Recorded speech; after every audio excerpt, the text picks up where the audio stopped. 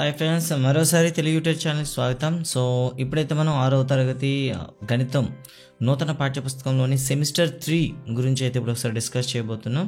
So మనకైతే స్కూళ్ళకైతే ఇప్పటివరకు semester 1లో మనకి 1-2 టెక్స్ట్ బుక్ చూసుకున్నట్లయితే 1-4 అనేది సెమిస్టర్ 1లో రావడం జరిగింది. 5-6-7 అనేది సెమిస్టర్ 2లో రావడం జరిగింది.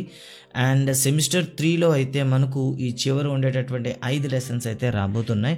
అయితే ఈ టెక్స్ట్ బుక్ అనేది ఇప్పటికీ మనకి ఇంకా పాఠశాలకు చేరలేదన్నమాట. సో అయినప్పటికీ అండ్ ప్రస్తుతం అయితే వార్తాపత్రికలో వస్తున్నటువంటి కథనాల ప్రకారం ఇటు కొత్త సిలబస్ పైన కూడా దృష్టి సారించే అవకాశం ఉంది. అండ్ మరో విధంగా చెప్పాలనుకుంటే ఈ 3 టాపిక్లు కూడాను నిజానికి ఇందులో పెద్దగా మనకి కష్టపడే అంశాలు ఏవి లేవు కాబట్టి వీలైనంత వరకు వాటిని సింపుల్గా షార్ప్గా ఒకసారి క్విక్ రివ్యూ అయితే చేద్దాం. సో మీరు ఫస్ట్ టైం చూస్తుంటే ప్లీజ్ సబ్స్క్రైబ్ చేసుకోండి. అండ్ మా వీడియో మీకు వాల్యూగా అనిపిస్తే మాత్రమే మీ ఫ్రెండ్స్కి షేర్ చేసుకోండి. సో ఇప్పుడైతే మనం చూద్దాం. సో 8th యూనిట్ అండి, జ్యామితీయ భావనలు. సో ఈ అధ్యాయం ద్వారా విద్యార్థి ఏం తెలుసుకుంటాడు? బిందువు, కిరణము, రేఖ, రేఖాఖండాలు గుర్తించగలుగుతాడు. వాటి మధ్య వ్యత్యాసాలను తెలుసుకుంటాడు. నిజానికి ఇది 5th క్లాస్ నుండి కంటిన్యూస్ ఉండే పార్ట్ అనేది డైరెక్ట్గా ఇక్కడ ఇవ్వడం జరిగిందనమాట. అంతేకాదు నిత్య జీవితంలో జ్యామితీయ సమస్యలను సాధించగలుగుతాడు. జ్యామితీయ గుర్తులను, భావనలను చదవడం, రాయడం చేస్తాడు. సమాంతర రేఖలు, లంబ రేఖలు, కోణాలను గీయగలుగుతాడు. రేఖాఖండాలు, కోణాల కొలతలను కొలవగలుగుతాడు. మరి ఇక్కడ విషయాంశాలకు వస్తే ఇక్కడ మొత్తం 4 సబ్ టాపిక్స్ ఉన్నాయి. ఒకటి ఇంట్రడక్షన్, రెండోది రేఖాఖండం పొడవులను కొలవడం, ఖండన రేఖలు, సమాంతర రేఖలు, రంభరేఖల మధ్య తేడా తెలుసుకుంటాడు. కోణాల రకాలు, కోణాలని కొలవడం అయితే తెలుసుకుంటాడు. ఇక లెసన్లోకి వెళ్తే సో మనకి మోటివేషన్లో పార్ట్గా మనకి ఏమి ఇచ్చాడంటే క్యారమ్ బోర్డ్లో ఉండేటటువంటి అంటే అక్కడ ఉండేటటువంటి షేప్స్ గురించి ఒకసారి చూడండి. అది ఎలా ఆడాలి, ఆడేటప్పుడు అక్కడ ఎటువంటి నియమాలు ఉంటాయి. ఇక్కడ పి అనే క్యాండిడేట్ అండ్ క్యూ అనే క్యాండిడేట్ వాడుతున్నాడు. అదేవిధంగా ఇక్కడైతే కాయిన్స్ అయితే ఉన్నాయి. ABCDE అనే కాయిన్స్ అయితే ఉన్నాయి. ఈ కాయిన్స్ని తను కొట్టేటప్పుడు కాయిన్ స్ట్రైకర్ ఏ విధంగా వెళ్తుంది, ఏది దగ్గరగా ఉంది అనిపైన వీటిపైన సో కొన్ని ప్రశ్నలు అయితే అడుగుతాడనమాట. సో దీన్ని డైరెక్ట్గా మనకు చూస్తే ఓకేనా. సో దీన్ని డైరెక్ట్గా మనకు చూసినట్లయితే ఇక్కడ దానికి డైరెక్ట్గా వర్డ్స్ అయితే ఇచ్చేసాడండి. సో ఏదైనా సరే మనకి జామెట్రీలో ఎక్కడైనా సరే ఒక పాయింట్ పెట్టామనుకోండి, దీన్ని ఏ విధంగా చదవాలి? బిందువు ఏగా చదవాలి, ఎప్పుడు క్యాపిటల్ లెటర్సే వాడాలి. అదేవిధంగా ఇస్తూ మనకి బి పాయింట్ ఇచ్చాడు. సో మనం ఇక్కడ ఏం రాసుకోవాలి? బిందువు బి అని రాయాలి. ఇక్కడ చూసినట్లయితే ఏ అనే బిందువు నుండి బి అనే బిందువు వైపు కిరణం అయితే ఉంది. సో AB కిరణం లేదా కిరణం AB అన్నారు. సో ఇక్కడ కిరణం XY అన్నాడు కాబట్టి మనం ఏం చేయాలి? ఇప్పుడు XYకి మనకు ఒక కిరణం అయితే మనం కన్స్ట్రక్ట్ చేయాలి ఇలా అనమాట. అదేవిధంగా AB రేఖాఖండం ఉందనుకోండి, రాసేటప్పుడు ఎలా నోటేట్ చేయాలి అని చదివేటప్పుడు రేఖాఖండం AB అని రాయాలి. మరి రేఖాఖండం OP అనేటప్పుడు ఏం రాస్తాం మనం? సో 2 పాయింట్స్ అయితే పెట్టేసి డైరెక్ట్గా సంకేతంలో అడిగాడు కాబట్టి OP అని పెడతారు. ఇక్కడ కిరణం కాబట్టి XYని మరి ఇలా డైరెక్ట్గా రాస్తాం అనమాట. అదేవిధంగా ఇక్కడ AB సరళ రేఖను ఎలా రాశారు? సో సరళ రేఖ ABని మనం ఇలా రాస్తాం. అయితే ఇక్కడే ఒకటి గుర్తుంచుకోండి, కిరణంకి అయితే ఒకవైపు ఎండింగ్ పాయింట్ ఉంటుంది. సో రేఖాఖండం అయితే 2 వైపులు ఎండింగ్ పాయింట్స్ ఉంటాయి, అంత్య బిందువులు ఉంటాయి. సరళ రేఖకి అయితే అంత్య బిందువులు ఉండవు, గుర్తుంచుకుంటారు. మరి అంతేకాకుండా సరళ రేఖలు కొన్నిసార్లు చిన్న అక్షరాలతో LMN అక్షరాలతో కూడా రాస్తారనమాట. సో వీటిని L రేఖ అని, రేఖ M అని, రేఖ అని చదవాలి. ఇక జామెట్రీ గురించి కొంచెం చూసినట్టయితే ఇంట్రడక్షన్ అయితే ఇక్కడ ఇచ్చాడనమాట. జామెట్రీ అనేది గ్రీకు భాష ఎందు జామెట్రాన్ అనే పదం నుండి సేకరింపబడింది అని చెప్తారనమాట. జియోమెట్రీ అనేది మనకి ఇంగ్లీష్ పదం అనమాట. ఇది ఇంగ్లీష్ పదం. తెలుగులో జ్యామితి అయ్యింది. జియో అనగా భూమి, మెట్రాన్ అనగా మాపనం. ఇది గ్రీకు భాషలో అనగా భూమిని కొలత అనే అర్థం అనమాట. భూ కొలతల్లో వినియోగించబడే శాస్త్రమే జ్యామితి శాస్త్రము అంటారనమాట. మొదట్లో మన పూర్వీకులు పొడవులు, కోణాలు, వైశాల్యాలు, ఘనపరిమాణాలు కొలుచుటకు, నిర్మాణాలకు, జ్యోతిష శాస్త్రానికి హస్తకళ నైపుణ్యాన్ని వినియోగించేవారు. అయితే పూర్వకాలంలో మన భారతదేశంలో ఆర్యభట్ట, బ్రహ్మగుప్తుడు వంటి గొప్ప గణిత శాస్త్రవేత్తలు జామితి అభివృద్ధి కోసం తమ సేవలు కూడా చేశారు అని అంటారనమాట. అయితే ఇక్కడ వచ్చే ప్రశ్న ఏంటంటే జామెట్రీ అనేది ఏ పదం నుండి పుట్టింది? జియోమెట్రాన్.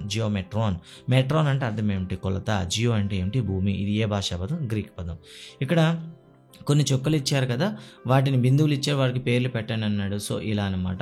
సో మనం క్యాపిటల్ లెటర్స్తోనే మనం రాస్తూ ఉంటాం.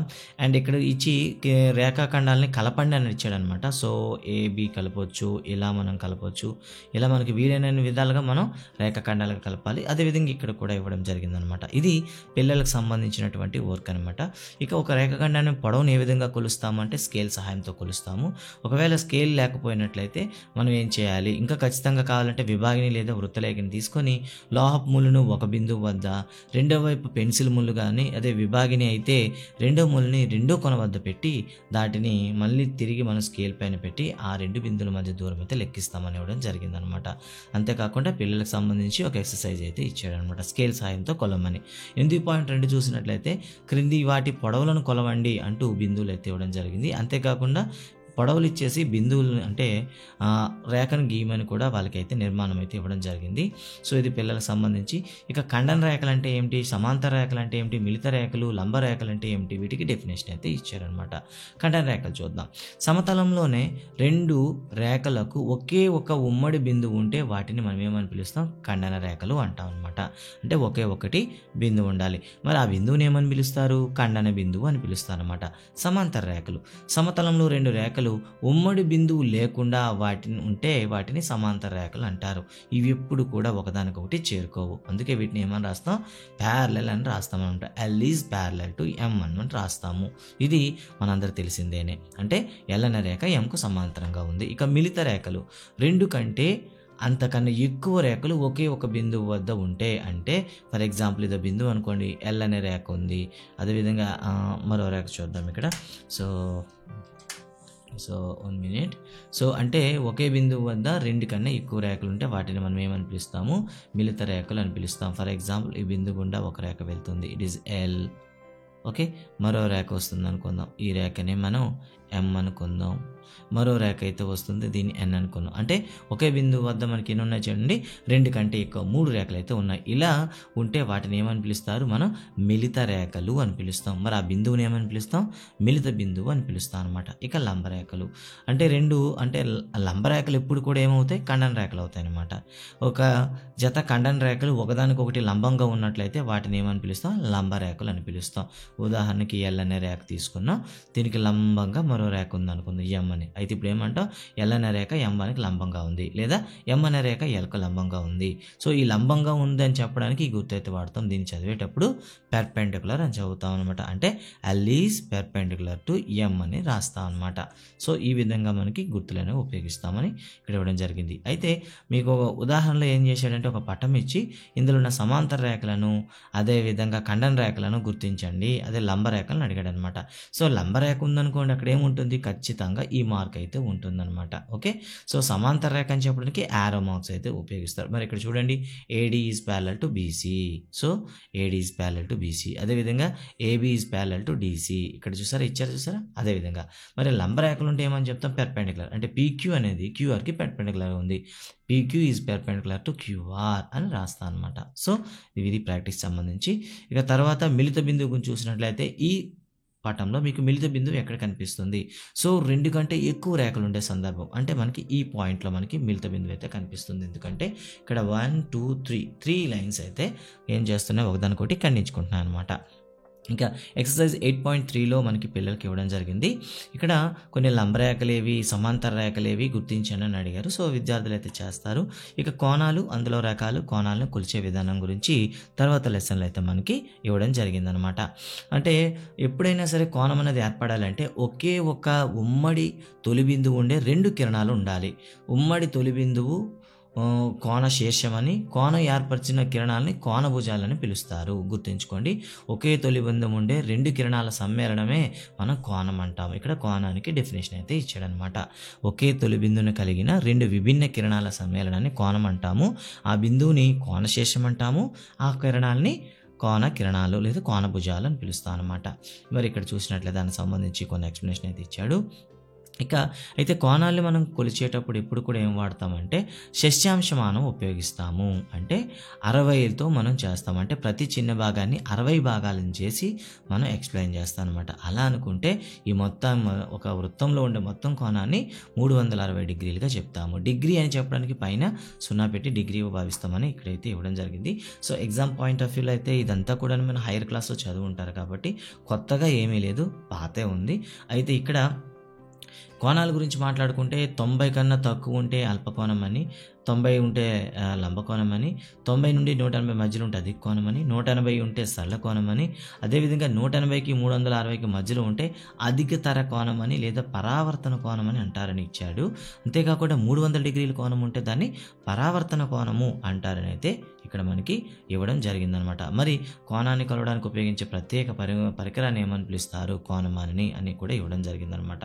అయితే కోణాన్ని కొలిచేటప్పుడు ఏ విధంగా కొలుస్తామంటూ ఇక్కడ ఇవ్వడం జరిగింది.